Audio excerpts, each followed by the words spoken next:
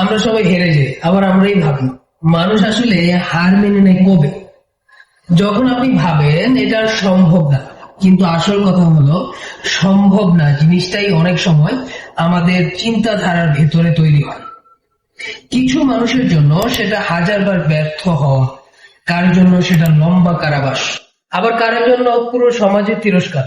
তবুও তারা হাল ছাড়েনি, বরং তারা প্রমাণ করেছে চিন্তাধারাই আসল শক্তি। যেমন থমাস এডিসন, তিনি 1000 বারের বেশি ব্যর্থ হয়েছিলেন বৈদ্যুতিক বাল্ব আবিষ্কারের সময়। তাকে একবার জিজ্ঞাসা করা হয়েছিল, আপনি তো 1000 বার ব্যর্থ হয়েছেন। এডিসন হেসে উত্তর দেন, আমি ব্যর্থ হইনি, আমি 1000টি উপায় আবিষ্কার করেছি যেভাবে বাল্ব কাজ করে না। আরেক জায়গায় পেয়েছিলাম, নেলসন ম্যান্ডেলা 27 বছর কারাগারে কাটিয়েছেন। অনেকে হয়তো ভেঙে পড়তো, কিন্তু তিনি বলেছিলেন, আমি কখনো হারি না, আমি হয় জিতি নয়তো শিখি।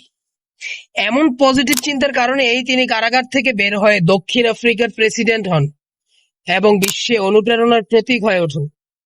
আরেক জায়গায় পেলাম, আলবার্ট আইনস্টাইন শৈশবে তাকে স্লো লার্নার বলা হতো। শিক্ষকরা মনে করতেন সে কিছুই বুঝবে না, কিন্তু আইনস্টাইন নিজেকে বুঝার জন্য একা সময় কাটাতেন। তার বিখ্যাত উক্তি, imagination is more important than knowledge, মানে সঠিক দৃষ্টিভঙ্গি আর চিন্তার শক্তি জ্ঞানকেও ছাড়িয়ে যায়। আমরা যা ভাবি সেটা ধীরে ধীরে আমাদের বাস্তবতা গড়ে তোলে।